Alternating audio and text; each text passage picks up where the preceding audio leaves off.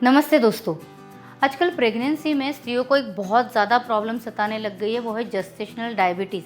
मतलब नियरली छठे महीने के करीब 24-25 वीक के अराउंड उनको शुगर जो है वो बढ़ी हुई दिखाई देने लग गई है। इसके कारण बहुत से होते हैं। एक तो आजकल क्या होता है, प्रेगनेंसी होती ही बहुत ज़्यादा एज में है, मतलब अबाउट 30-35 ही प्रेगनेंसी होती है। उसके कारण शरीर जितना प्रॉपरली मेंटेन ये सब हार्मोनल चेंजेस करना चाहिए वैसा नहीं कर पाता है। प्रेगनेंसी के पहले ही कई बार थायराइड जैसी शिकायत जो है वो स्त्रियों में दिखाई देती है। तो इसीलिए हम लोग सबसे पहले क्या बोलते हैं कि अगर आप प्रेगनेंसी का डिसीजन ले रहे हैं तो पंचकर्म करवा लेना सबसे अच्छा होता है, क्योंकि पंचकर्म से शरीर के अंदर होने वाले जो भी मेटाबॉलिक दोष होते हैं वो कम होने में मदद मिलती है, जिससे अगर डायबिटीज़ वगैरह जैसी तकलीफ प्रेगनेंसी में हुई भी तो भी वो केवल डाइट से कंट्रोल में आ सकती है। उसी के साथ ड्यूरिंग प्रेगनेंसी यूरिनेशन जो है वो बहुत क्लियर होना चाहिए। अगर यूरिनेशन में कोई भी प्रॉब्लम हुआ तो उससे प्रमेह और फिर मधुमेह में चेंज होने में बहुत क्या बोलते हैं ना ईजी स्टेप होती है एज़ पर आयुर्वेद। तो इसीलिए यूरिन क्लियर होने के लिए भी जैसे हम जब मंथली दवाइयाँ देते हैं पेशेंट्स को, रसायन देते हैं, तो ऐसे वक्त में केवल कैल्शियम और आयरन का विचार न करते हुए हम साथ में यूरिनेशन क्लियर होने के लिए भी कुछ न कुछ मदद जो है वो ज़रूर देते हैं। जो कुछ जनरल इंस्ट्रक्शंस है खाने पीने के प्रेगनेंसी में, उसका तो मैं वीडियो ऑलरेडी अपलोड कर चुकी हूँ, तो प्लीज़ वो भी आप डिटेल में ज़रूर देखिए। तो आइए देख लेते हैं कुछ छोटी छोटी चीज़ें जिनका ख्याल हम लोग रख सकते हैं। शुगर कम रखने के लिए पचन अच्छा होना बहुत ज़रूरी है, और पचन के लिए ज़रूरी होते हैं मसाले। तो मसाले कौन से बिल्कुल रोज़ के आपके खाने में रखिए बिना चुके। तो एक तो सबसे इम्पॉर्टेंट होता है तिल, वो सेक कर और किसी भी मसाले में आप लोग डाल सकते हैं। ओवा, अजवाइन, वो भी हमें खाने में पक्का रखनी है। उसी के साथ हो गया लहसुन, तो लहसुन भी हम बघार में वगैरह डालकर यूज़ कर सकते हैं। दालचीनी, ये भी शुगर कंट्रोल में रखने के लिए मदद करती है, तो दालचीनी रखिए। हल्दी तो बहुत ही इम्पॉर्टेंट होती है, फ्रेश हल्दी भी रख सकते हैं खाने में, और सूखी हुई हल्दी भी। जो लौंग होती है वो भी पचन में मदद करती है, काली मिरी भी मदद करती है, तो ये भी अपने मसालों में भून कर ज़रूर डालिए। और ये जो है मेथी दाना स्प्राउटेड, तो हमें डायरेक्टली मेथी खाना अच्छा नहीं होता है, पर प्रेगनेंसी के दौरान अगर हम भिगोकर स्प्राउट करके मेथी दाना जो है वो किसी भी बघार में स्पेशली आमटी के यूज़ करते हैं तो उसका फ़ायदा होता है। इसी के साथ फ्रेश मसालों में पुदीना जो होता है उसको भी यूज़ कीजिए, चटनी में डालिए, या आपकी कहीं ग्रीन पेस्ट वगैरह सैलेड्स वगैरह में आप इसका यूज़ कर सकते हैं। और धनिया और जीरा, ये दो चीज़ें भी जो है वो बहुत इम्पॉर्टेंट होती हैं, जो आपके खाने में रखिए। कभी कभार पॉसिबल हो तो केवल धनिया और जीरा उबाल कर उसका पानी भी पिएंगे तो भी पचन में और शुगर मेटाबॉलिज्म में उसकी मदद होती है। ग्रेन्स का विचार करेंगे तो वैसे भी प्रेगनेंसी में होल ग्रेन्स खाना ही अच्छा है, पर अगर जेस्टेशनल डायबिटीज़ है तो प्लीज़ होल ग्रेन्स छोड़ के कुछ भी मत खाइए। ग्रेन्स में भी जैसे चावल है तो unpolished brown rice, red rice, इस प्रकार का राइस जो है उसकी एक सर्विंग दिन भर में खाएंगे तो चलेगा। पॉलिश्ड राइस बिल्कुल भी नहीं खाना है। बाकी ग्रेन्स का अगर विचार करेंगे तो जैसे बारले है, ज्वारी है, नाचनी है, और इस तरह के अलग अलग जो मिलेट्स मिलती हैं बाज़ार में, वो आप खाने में रेगुलरली रख सकते हैं। प्रोटीन्स का अगर विचार करेंगे तो स्प्राउटेड बीन्स जो होती है, मूंग बीन्स हो गई, मसूर बीन्स हो गई, वो आप रेगुलरली खाने में रखिए। पर साथ में सबसे इम्पॉर्टेंट होती है वो होती है कुलित बीन्स। तो ये जो कुलित बीन्स हैं इनका आप सूप भी बनाकर ले सकते हैं, या इनको स्प्राउट करके इनकी सब्जी भी अगर लेंगे तो भी चल सकता है। प्रोटीन्स के हिसाब से कई बार जेस्टेशनल डायबिटीज़ में ऐसे एडवाइस दी जाती है कि आप नॉनवेज ज़्यादा रखिए खाने में। तो बेसिक चीज़ याद रखिए कि अगर आप वेजिटेरियन हैं तो वेजिटेरियन खाने को भी प्रॉपरली प्लान करके आप प्रोटीन्स की ज़रूरत है उसको पूरा कर सकते हैं, उसके लिए नॉनवेज खाने की ज़रूरत नहीं होती है। और वैसे भी आयुर्वेद में बताया गया है कि अगर प्रेगनेंसी में 9 महीने जो निषिद्ध चीज़ें हैं उसमें नॉनवेज का समावेश होता है, तो जितना उसको टालेंगे उतना अच्छा ही होता है। प्रोटीन्स के लिए चाहिए तो आप जो ड्राई फ्रूट्स है खाने में वो पक्का रखिए। अलग अलग प्रकार के जो नट्स हैं वो आप सैलेड्स में डाल सकते हैं, नॉर्मली खाने में रख सकते हैं। ब्रेकफास्ट के वीडियो में मैंने आपको उसकी पूरी फ्रीक्वेंसी भी समझाई है, तो ब्रेकफास्ट में भी आप उस हिसाब से ले सकते हैं। फैट्स का जहाँ तक सोचते हैं तो फैट्स प्रॉपरली शरीर में जाना बहुत ज़रूरी होता है, क्योंकि आपके बच्चे का ब्रेन का डेवलपमेंट जो है वो प्रॉपर फैट्स के नरिशमेंट के थ्रू ही होता है।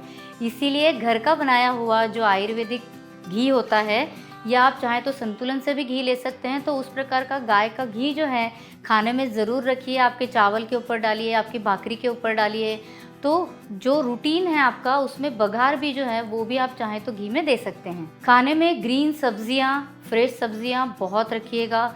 उसी के साथ जो फ्रेश फ्रूट्स हैं वो भी आपके खाने में ज़रूर रखिए, जैसे दाड़िम हो गया, एप्पल हो गया, ग्रेप्स का सीज़न हो तो थोड़े ग्रेप्स आप खा सकते हैं, संतरा, मौसम्बी। ये फुल फ्रूट्स अगर आप लेंगे तो उनकी फाइबर्स भी आपके पेट में जाती हैं, जिससे पचन में मदद होती है और एकदम से हम बोलते हैं ना सिस्टम लोड भी नहीं होता है जूस से, क्योंकि जूस अगर लेने में आता है तो डायरेक्टली शुगर लेवल्स बहुत ज़्यादा बढ़ जाते हैं। और वैसे भी ध्यान रखिए कि एक ही समय में पूरा फल खाना सही नहीं होता है। आप दो चार टुकड़े जो हैं उसके वो खाने में रखेंगे सैलेड के तौर पर या ब्रेकफास्ट में या बीच के टाइम में, तो वो ज़्यादा बेटर होता है। मैंने आप लोगों के लिए एक पूरे दिन भर का डायबिटिक मेन्यू तैयार किया है, तो आइए वो देख लेते हैं। पहली शुरुआत होती है ब्रेकफास्ट से। तो ब्रेकफास्ट में हम लोगों ने मिलेट्स का उपमा बनाया है, उसको घी में बघार दी है और उसमें वेजीज भी डाले हैं जो आप सीजन के अकॉर्डिंग खुद डिसाइड कर सकते हैं। लंच का विचार करते हुए हमने पूरा बैलेंस्ड मेनू लिया है।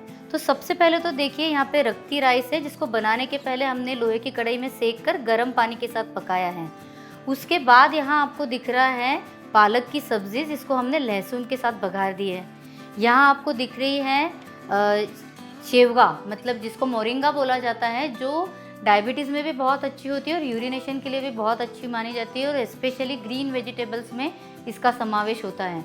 तो इसको हम यूजुअली आमटी में वगैरह डाल के खाते हैं या सांभर में, तो उसकी बजाय इसकी आप सब्ज़ी भी बनाकर जो है वो खा सकते हैं। दाल जो है मसूर दाल की बनाई है और इसको भी हमने प्रॉपरली बघार दिए घी के साथ। और कैरेट का सैलेड है जिसमें हमने थोड़ा सा पीनट्स डाले हैं ताकि प्रोटीन्स जो हैं उसकी हमें जो आवश्यकता है वो पूरी हो सके। इसी के साथ हमने रखी है ज्वारे की भाकरी, जिसके ऊपर हम गाय का घर का बनाया हुआ घी लेने वाले हैं। और आटा बनाते वक्त हमने इसमें अजवाइन और तिल इसको सेक के उसका मसाला बारीक करके डाला है। इसी के साथ आप अलसी या जो फ्लैक्स सीड्स होती है उनकी आप चटनी ले सकते हैं। रेगुलर बेसिस पे हम अचार में जो है जो कच्ची हल्दी होती है और जिंजर होता है उसका अचार घर पे बना के रख सकते हैं और प्रेगनेंसी में यूज़ करना वैसे भी अच्छा होता है, जेस्टेशनल डायबिटीज़ में तो बहुत ही अच्छा होता है। और नींबू जो होता है वो खाने में पक्का रखिए। उसी के साथ एक कटोरी भर के छाछ जो है वो भी डेली लीजिए ताकि आपका पचन जो है वो अच्छा रहने में मदद मिल सके। टी टाइम के वक्त हम वापस एक हेल्दी ऑप्शन लेने वाले हैं। तो ये हमने बनाई है दूधी मुठिया, जिसमें ज्वारी डाली हुई है और कई तरह के मसाले हैं और छाछ में भिगोकर इसको हमने स्टीम किया है और बाद में केवल थोड़ा घी डालकर सेक लिया है। तो ये हेल्दी भी होता है। और इसी के साथ हमने ली है चटनी, तो वो भी जैसे पुदीना है, कोथमीर है और बाकी जो मसाले होते हैं वो डालकर आप बना सकते हैं। डिनर चूँकि हमें हल्का रखना है, इसलिए डिनर में हम लोगों ने प्लान किया है ब्रोकोली सूप और साथ ही में है बारले और मूंग दाल की खिचड़ी। तो आइए देख लेते हैं बारले और मूंग दाल की खिचड़ी कैसे बनानी है।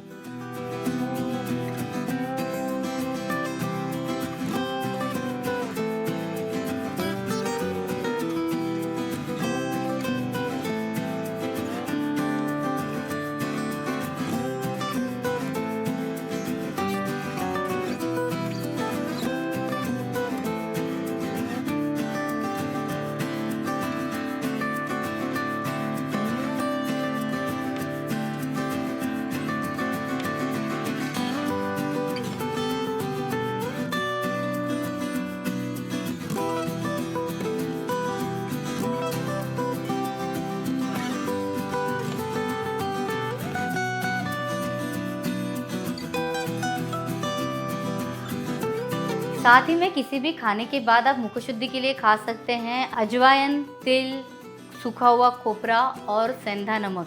इनसे बनाई हुई जो सुपारी होती है वो भी पचन के लिए अच्छी होती है, तो हर खाने के बाद आप आधा चम्मच वो भी खा सकते हैं। तो दोस्तों ये सब जो चीज़ें मैंने आपको आज बताई हैं, आपको ऑप्शंस दिखाए हैं, तो नई नई चीज़ें जो डायबिटीज़ में चल सकती हैं ऐसी बना के खाइए और आपके शुगर लेवल्स जो है वो कंट्रोल में रखिए, ताकि जहाँ तक जमे हमें इंसुलिन लेने की जो ज़रूरत है वो ना पड़े। शुगर के लेवल्स कंट्रोल में रखने के लिए रेगुलर बेसिस पे वॉकिंग, अलग अलग प्रकार के योगासन जो बताए जाते हैं और एक्सरसाइजेज, इसका भी शेड्यूल एकदम डिसिप्लिन रखिएगा।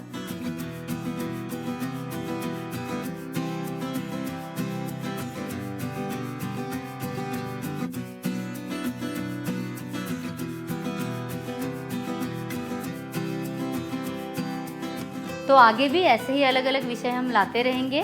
जुड़े रहिए अपनी सेहत के लिए अपने इस चैनल के साथ।